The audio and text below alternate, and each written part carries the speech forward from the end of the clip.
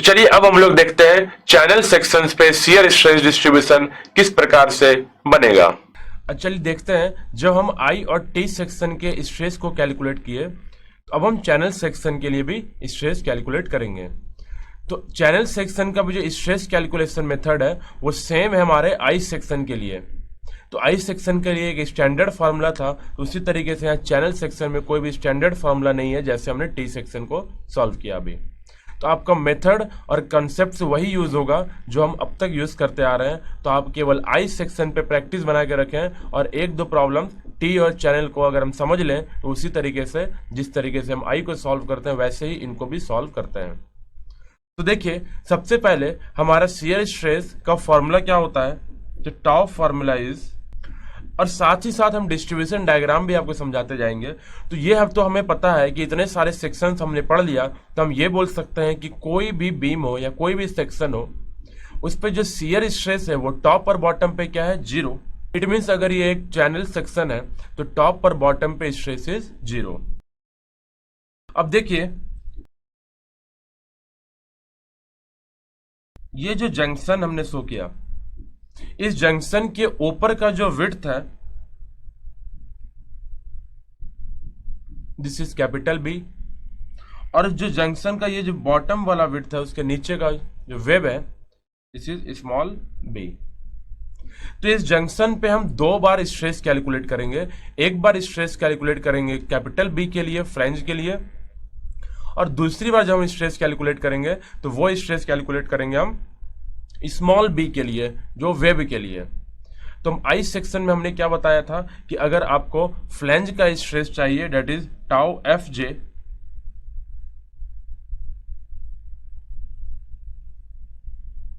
Tau F J, तो आप क्या करेंगे, अगर फ्लैंज का स्ट्रेस चाहिए जंक्शन पे तो जंक्शन के ऊपर के सारे पोर्शन को आप शेड कर दें। तो जब इसको शेड करेंगे तो देखिए ये विड्थ दिया हुआ है तो ये आप तो डेप्थ भी तो दिया होगा, late this is small D, हमने एक डायमेंशन मान लिया स्मॉल डी। तो आप इसको फॉर्मूला में पुट करें, तो फॉर्मूला में जब पुट करेंगे तो शियर फोर्स एफ दिया हुआ है आपको into area of this shaded portion. Area of this shaded portion क्या हो जाएगा, that is capital B into small D into Y bar. तो वाई बार क्या होता था, तो हमने बोला था जो वाई बार होता है वो जो शेडेड पोर्शन का सेंट्रोइड है, लेट दिस सेंट्रोइड, उस शेडेड पोर्शन का सेंट्रोइड का distance from the neutral axis, then this distance is Y bar. तो जब ये हमने उसको स्मॉल डी माना है तो let this is capital D, हमने डायमेंशन एज्यूम कर लिया है हमने कि कैपिटल डी है। तो न्यूट्रल से टॉप का डिस्टेंस अगर कैपिटल डी है और तो न्यूट्रल से सेंट्रोइड का डिस्टेंस क्या होगा, तो कैपिटल डी में से अगर स्मॉल डी का हाफ हम माइनस कर दें तो वाई बार मिल जाएगा। तो let this is capital D minus small D by 2, ये मिल गया हमें area into Y bar divided by B width. Width किसके लिए, तो हम फ्लैंज का स्ट्रेस कैलकुलेट कर रहे हैं तो फ्लैंज का विड्थ लिखेंगे that is capital B into I N A.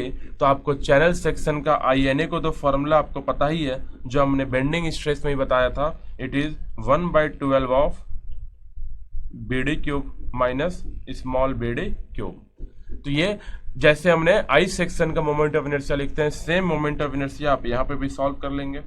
तो ये हमारा फ्लैंज का स्ट्रेस आ जाएगा, सॉल्व कर लीजिएगा।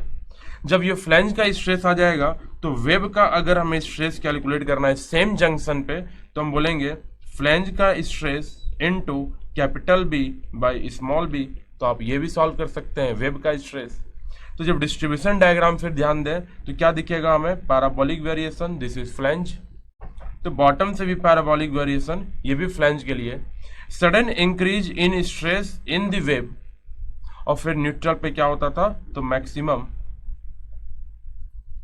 तो इसका डिस्ट्रीब्यूशन सेम है जैसा आई सेक्शन के लिए हमने सॉल्व किया था।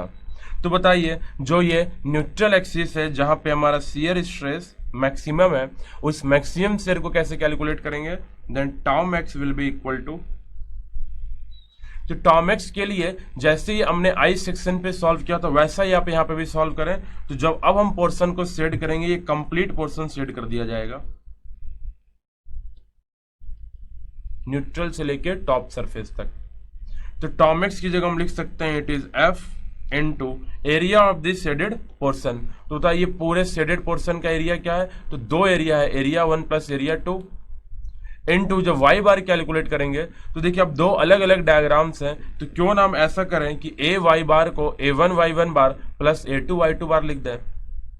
तो let this is a1 y1 bar plus a2 y2 bar upon width. और विड्थ हमें न्यूट्रल का, तो न्यूट्रल का विड्थ है small B into I N A, हमें तो पता है that is I N A, formula पे पुट करें आई एन ए मिल जाएगा। तो a1 y1 bar plus a2 y2 बार। तो एरिया 1 क्या है, capital B into small D, और उसका y बार क्या था, तो y बार हमने यहां पे लिखा था it is d minus D by 2। Clear.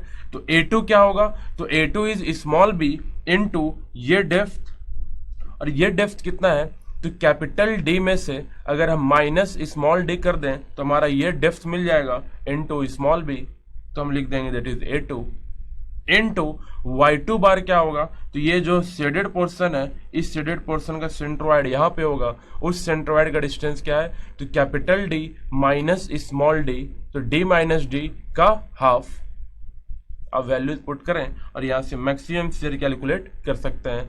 तो सिमिलर कैलकुलेशंस हमने इस प्रीवियसली टी के लिए भी किया था, और वही प्रीवियस कैलकुलेशंस हमने आई सेक्शन के डेरिवेशन में भी किया था। तो ऐसे ही प्रॉब्लम्स को आपको चैनल सेक्शन में भी सॉल्व करना है। तो I hope you have understood the topic of channel section related to shear stress, maximum shear stress at the flange and shear stress at the web on the junction। इसी के साथ हमारा तीसरा लर्निंग आउटकम भी achieve हो गया, that is describe and calculate the shear stress distribution for channel section.